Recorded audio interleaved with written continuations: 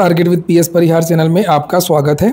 आइए शुरू करते हैं और देख लेते हैं कि आज के दैनिक सायंकाल समाचार के इस वीडियो में विद्यार्थी जीवन से संबंधित कौन कौन सी सूचनाएं हैं। तो वीडियो को जल्दी से लाइक कर दें, शेयर कर दें। जिन छात्रों ने चैनल को अभी भी सब्सक्राइब न किया हो तो जल्दी से सब्सक्राइब करें ताकि आप लोगों को इसी प्रकार की ऑथेंटिक अपडेट से सबसे पहले मिलती रहे।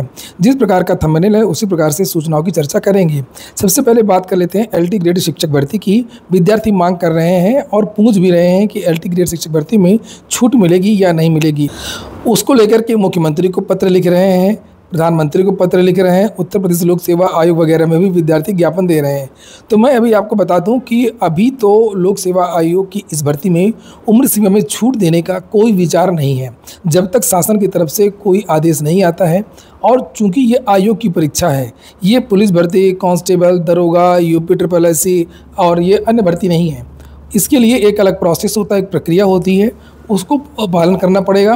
और अगर आप लोग उम्र सीमा में छूट चाहते हैं तो उसके लिए छोटे मोटे बदलावों से कुछ नहीं होगा, यानी कि छोटे मोटे प्रयासों से कुछ नहीं होगा। आप लोगों को बड़ा प्रयास करना पड़ेगा, तभी कुछ होने की संभावना है। इसके पहले भी विद्यार्थी कई बार उम्र सीमा में छूट की मांग कर चुके हैं उत्तर प्रदेश लोक सेवा आयोग में, लेकिन छूट नहीं मिली है। जब PCS में बदलाव हुआ था 18-19 के दौरान, तभी विद्यार्थियों ने मांग की थी, कोई छूट नहीं दी गई। इसके बाद में कोविड का जो काल आया था उसके बाद में मांग की गई 2021-22 के बाद, तब भी छूट नहीं दी गई। और अब देखते हैं कि क्या होता है। बताने का उद्देश्य मात्र ये है कि छोटे छोटे ग्रुप बनाने से, छोटी छोटी चीज़ें करने से कुछ नहीं होगा। आप लोगों को प्रयास और ज़्यादा करना होगा, तभी चीज़ें हो पाएंगी, अन्यथा कुछ भी नहीं हो पाएगा। अगली सूचना है पुलिस विभाग का। आजकल पुलिस विभाग काफ़ी चर्चा में रहता है। आए दिन इस तरीके की सूचनाएँ मिलती रहती हैं कि जो छात्राएँ या छात्र जो ट्रेनिंग कर रहे हैं उनको कई तरीके की असुविधा मिल रही है। कुछ लोगों ने तो ट्रेनिंग को ही छोड़ दिया। और यहाँ पर आज एक गोरखपुर का एक वीडियो वायरल हुआ, जिसको समाजवादी पार्टी के जो राष्ट्रीय अध्यक्ष अखिलेश यादव, इन्होंने भी ट्वीट किया। आप लोगों को भी मिला होगा। और ये बात दबाने की नहीं है, इसको और अधिक उजागर करना चाहिए, क्योंकि पुलिस विभाग में बहुत कम ऐसी चीज़ें हैं जो बाहर आ पाती हैं। चूँकि अनुशासन की वजह से, नौकरी की वजह से इन लोगों को डरा दिया जाता है, धमका दिया जाता है, ये कुछ कर नहीं पाते। तो देखिए छात्राओं ने यहाँ पर क्या कहा है। सिर्फ एक कारों से 600 लड़कियां पानी पी रही हैं। पंखे के लिए कह रहे हैं 30 लड़कियों में 4 पंखे लेकर, वो भी कंडेंसर नहीं है उसमें। योगी जी का रहे तो उनके लिए रोडें बन गई, हमारे लिए बिल आएगा पंखे के लिए रिवॉर्ड बना, उसमें तमाम कीड़े पड़े हुए हैं, वो पानी हम लोग यूज कर रहे हैं। गोरखपुर पुलिस ट्रेनिंग सेंटर में अचानक ही सैकड़ों ट्रेनी महिला सिपाही रोते चिल्लाते बाहर आ गए। सुबह करीब 8 बजे हंगामे के दौरान एक ट्रेनी बेहोश भी हो गई। ट्रेनी महिला सिपाहियों ने कहा कि ट्रेनिंग सेंटर में 360 लड़कियों के रहने का इंतजाम है, लेकिन यहाँ जबरन 600 रह रही है। कोई रात लाइट नहीं आई है। अब 3 घंटे की लीव लेकर यहाँ हम ट्रेनिंग करेंगे, परेड करेंगे। हमारे बाथरूम में कैमरा लगा है, सब पानी नहीं मिला है हम लोगों को गाली दे रहे, माँ बहन की गालियाँ दे रहे हैं। एक ट्रेनी सिपाही ने ये भी आरोप लगाया कि ट्रेनिंग सेंटर के बाथरूम में कैमरे लगे हैं, हमारे वीडियो बनाएंगे।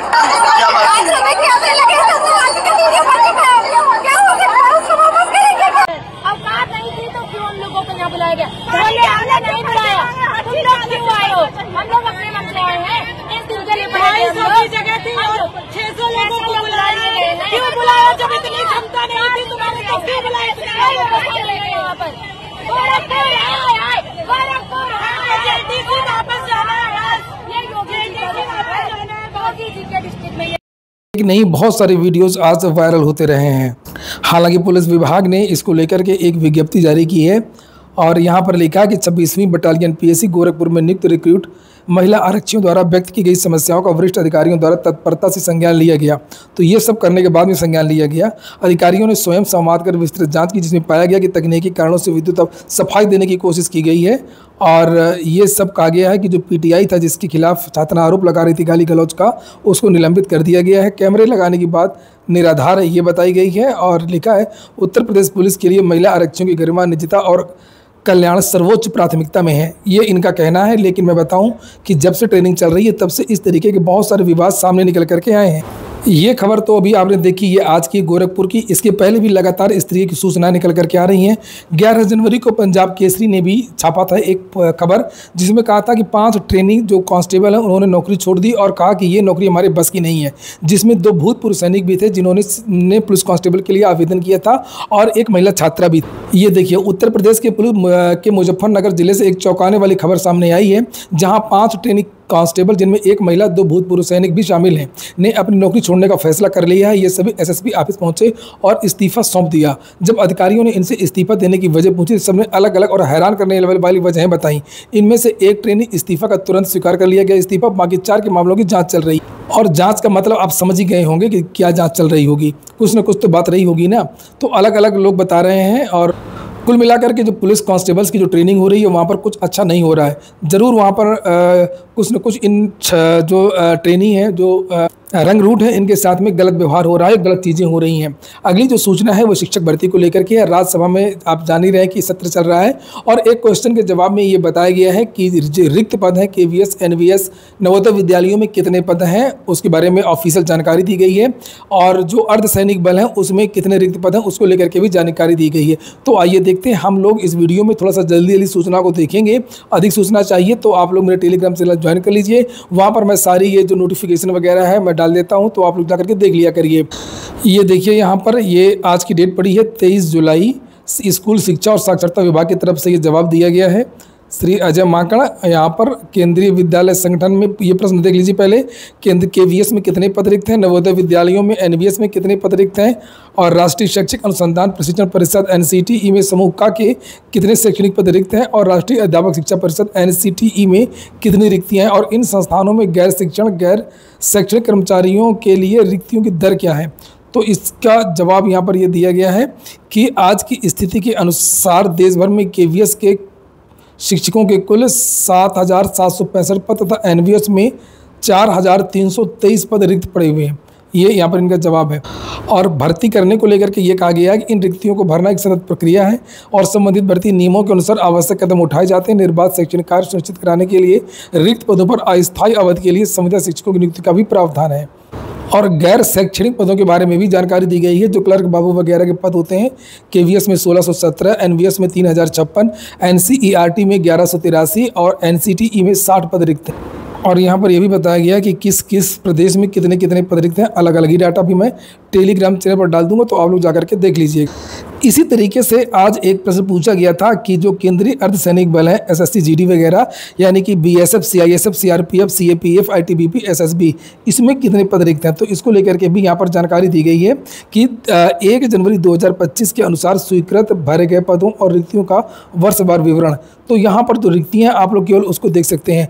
असम राइफल्स यानी AR लिखा हुआ यहाँ पर 3,791, बीएसएफ बॉर्डर सिक्योरिटी फोर्स 14,467 पद हैं और CISF में 33,847 पद हैं। CRPF में देख सकते हैं आप लोग 34,869 पद हैं। ITBP में 15,035 पद हैं और SSB में 7,859। कुल मिलाकर के 1,09,868 पद रिक्त हैं। और वर्तमान में कितने पदों पर भर्तियां चल रही हैं उसको लेकर के भी जानकारी दी गई है। तो कुल मिलाकर के भर्तियां जो चल रही है वो 72,889 पदों पर, लेकिन निश्चित तौर पर कुछ और रिटायरमेंट और जो यहाँ पर 1,09,000 आप देख ही रहे हैं।